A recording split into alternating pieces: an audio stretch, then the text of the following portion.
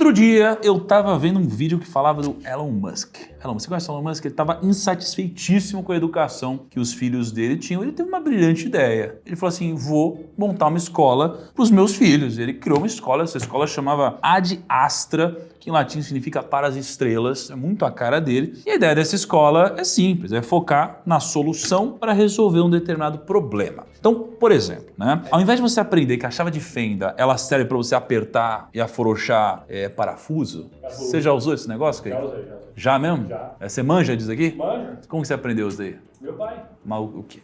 Meu pai era eletricista, eu aprendi a fazer várias coisas. Mas como foi? Quando foi? Ele chegou e o que ele fez? Pegou a chave de fenda na minha mão e falou, coloca aqui e gira. Eu aprendi. Exato. Girava direito, faz uma Exato. coisa, O seu pai tinha a genialidade do Elon Musk. Porque é assim que ele ensina. Porque o que ele fez? Ao invés de chegar como uma escola que você vem e fala, isso aqui é uma chave de fenda, ela serve para isso, isso e aquilo. Não. O Elon Musk, ele mostra o problema e ele fala, para resolver esse problema, você tem essa chave de fenda. Então, ao invés de você explicar o que algo é e como isso funciona, ele apresenta um problema e depois apresenta a solução. Isso aqui entra na sua cabeça de um jeito muito diferente. E eu estava num grande questionamento. Quais são os problemas que investir resolve? Quais são os problemas que investir resolve? E aí eu pensei em 3 conclusões muito simples. A primeira é que investir resolve um grande problema de você manter seu padrão de vida. Segundo o IBGE, só 1% dos aposentados consegue manter seu padrão de vida no final da vida. Senão você vai depender de doação, trabalhar até o final da sua vida, não vai conseguir parar. Segundo, ter mais renda. O salário médio do brasileiro em 2022 foi de R$ 2.787. Claro que é um valor considerável para muita gente, mas entre nós é muito difícil você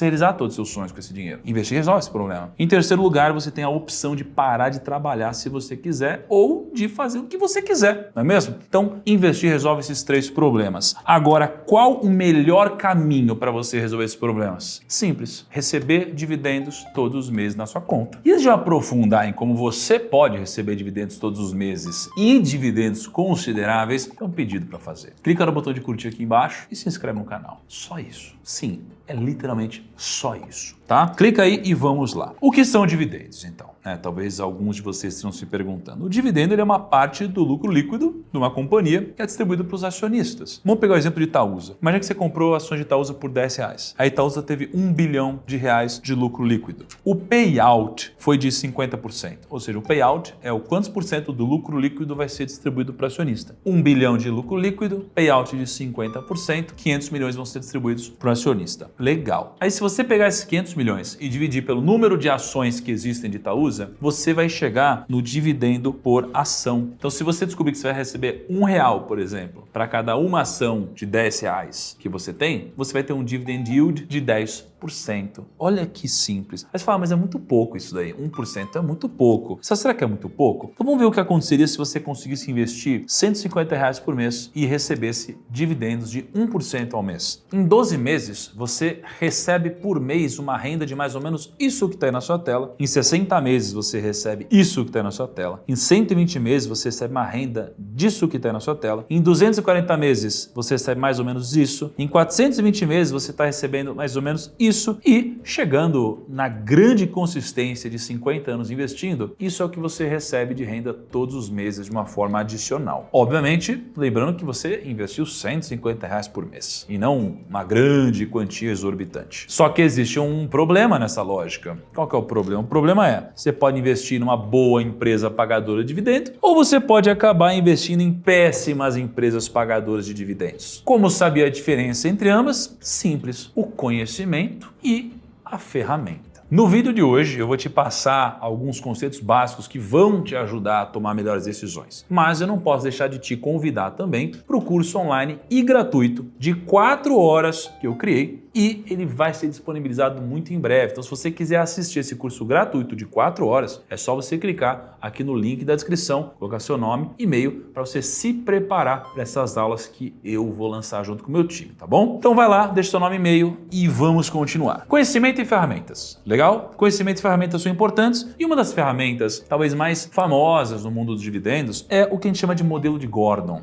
E aí, né, se a gente vai lá para o ano de 1956, tem um economista americano chamado, obviamente, Gordon, né, o Myron Gordon, e ele desenvolveu uma forma de calcular o valuation de uma companhia com base na distribuição e crescimento de dividendos dessa companhia. Então, tem outros nomes dessa fórmula, né? Pode ser o Dividend Discount Model ou o modelo de Gordon, como ficou mais popular depois. E a forma para você calcular isso é muito simples. É basicamente D0 vezes 1 mais G sobre R menos G. O que significa essa equação? O D0 seria o Current Dividend, ou seja, é o dividendo atual, é o quanto essa companhia distribuiu de dividendo nos últimos 12 meses, tá? O G é a taxa de crescimento dos dividendos. Se você está usando dividendos distribuídos anualmente, a taxa de crescimento é anual. E o R é o retorno requerido, ou seja, é o retorno que você está exigindo para investir nessa companhia. Então, se você preencher 20%, cara, vai dar um preço justo nessa forma, e se você comprar a ação por esse preço justo e as premissas continuarem da mesma forma, você vai ter um retorno de capital de 20%. Se você falar, não, só quero investir no retorno de 30%, a mesma lógica, 10% a mesma lógica. Aí beleza, matemática, né? Vamos agora para um exemplo prático. Vamos pegar Banco do Brasil, por exemplo. Banco do Brasil, D0 aqui, 4,17, é o que foi pago nos últimos 12 meses. Crescimento foi de 84,5%, de um ano para outro, o que é muito grande.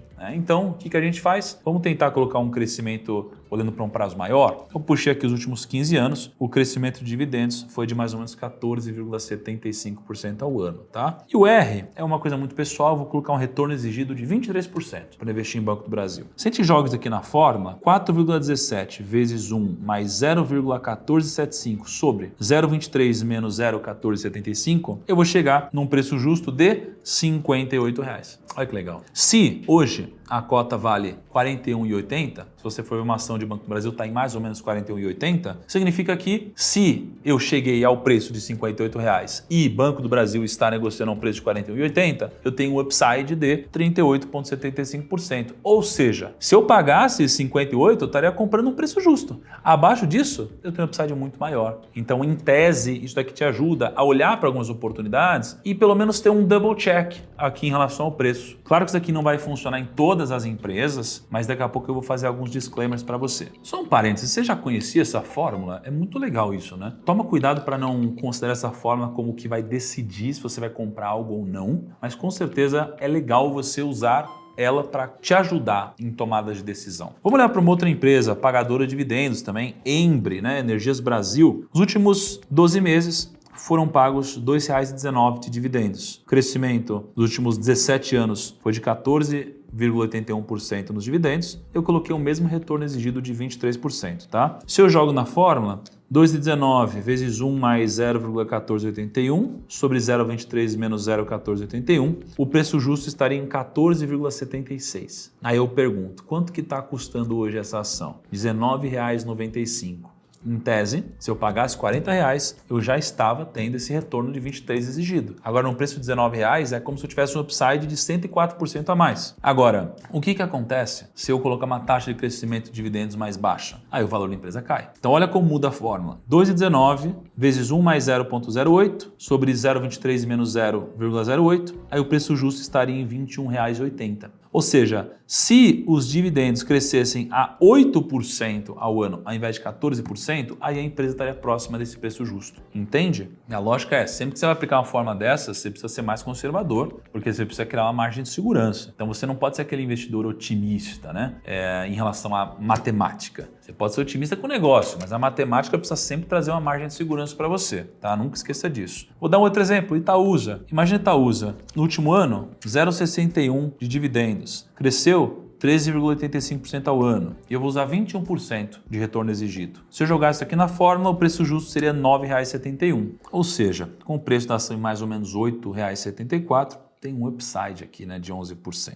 Por outro lado, olha que maluquice, né? Se eu for jogar isso daqui em Petrobras, R$ 16,77. no ano passado. Crescimento dos últimos 15 anos, 20,68% ao ano. Retorno exigido, 25%. Se eu fosse jogar na fórmula, o preço justo seria R$ 416. O preço da Petrobras hoje é R$ 26, logo eu teria um upside de 1.456%. Faz sentido? Não. Por que não faz sentido? Você precisa se aprofundar, né? Petrobras teve um ano atípico, distribuiu o dividendo num nível que não distribuía há muito tempo no ano passado. Com alta nos lucros, estatais batem recorde na distribuição. Se isso daqui fosse projetável, faria sentido, mas não é, senão o preço não seria esse de Petrobras. Por isso que a gente começa a entrar nos pontos de atenção do modelo de Gordon. O modelo de Gordon ele é inviável para empresas de crescimento. Por exemplo, uma empresa não paga dividendos, ela reinveste tudo no próprio negócio. Essa daqui não vai ser uma empresa que você vai poder aplicar o modelo de Gordon corretamente. Em especial, as empresas que elas não têm linearidade no pagamento, também não vai dar certo. Então, se você pega uma Engie, que é uma pagadora de dividendos, mas ela tem muita oscilação, vai ser difícil você aplicar essa fórmula. Em terceiro lugar, quando a taxa de crescimento dos dividendos ela é maior do que o custo de capital da própria companhia, você também não vai conseguir aplicar o modelo de Gordon. Um outro caso óbvio é quando uma empresa ela passa por uma grande dificuldade. Isso aqui pode dar uma falsa sensação de desconto. Se você fosse pegar lojas americanas agora, pagou 0,62 de dividendos nos últimos 12 meses, preço atual dela R$ 1,24, no preço do modelo de Gordon daria 3,10 e a gente teria aqui um upside de 150%. Mas a gente sabe que essa não é a realidade, né? E lojas americanas têm um risco muito diferente. E aí a gente entra num ponto importante que é o quê? Cuidados que você tem que tomar ao se aventurar no mundo de dividendos. Então separe 4 coisas que são muito importantes para você. Primeiro de tudo, toma cuidado com o indicador do lucro passado em junção com o preço atual. Quando a gente olha para o dividend yield, você vai ter uma fórmula muito simples, né? Então você vai ter num componente da fórmula os dividendos que foram pagos. Dividendos que foram pagos tem a ver com o passado, é o que já foi pago. E você vai ter o outro componente da fórmula que é o preço atual. O preço atual tem a ver com o futuro, porque a gente está olhando para as projeções de futuro. O que já aconteceu não muda. O preço pode mudar. Se uma empresa ela valia R$10 e ela pagou R$1 de dividendo, ela distribuiu 10%. De repente, essa empresa ela vai manter o histórico de ter distribuído R$1. Só que se ela passa por uma crise e essa empresa cai, como a Lojas Americanas, ela cai para R$2, você vai ter um dividend yield de 50%. E aí você tem que tomar muito cuidado com isso. Por quê? Porque o passado já aconteceu. O preço atual fala de futuro. O futuro, ele é incerto. E quando você tem um dividend yield muito alto, geralmente existe alguma coisa que você não sabe. E é por isso que você precisa ficar com o olho muito aberto para dividend yields muito altos. Segunda coisa, que você precisa ficar muito atento é que quando o preço de alguma ação cai, o dividend yield aumenta. Então, por exemplo, se você tem uma ação de R$10 que paga R$1, você tem 10% de dividend yield. Se o preço cair para R$9, mas os dividendos eles se mantiverem, ou seja, a projeção da companhia se mantiver, você tem um dividend yield agora de 11,1%. Se o preço cair para R$8, você tem um dividend yield de 12,5%. Se cair para R$5, você tem um dividend yield de 20%. Ou seja, por um lado, se você tem um dividend yield muito alto, como eu falei na dica anterior, você pode correr um grande risco. Por outro lado, se o preço das ações caem e os fundamentos se mantêm, você tem agora uma ação mais barata para comprar e você vai ganhar mais dividendos com o mesmo valor investido. Então, ao invés de comprar uma ação de R$10 e ganhar R$1 por ano, você pode comprar 2 ações por R$5 cada uma e ganhar R$2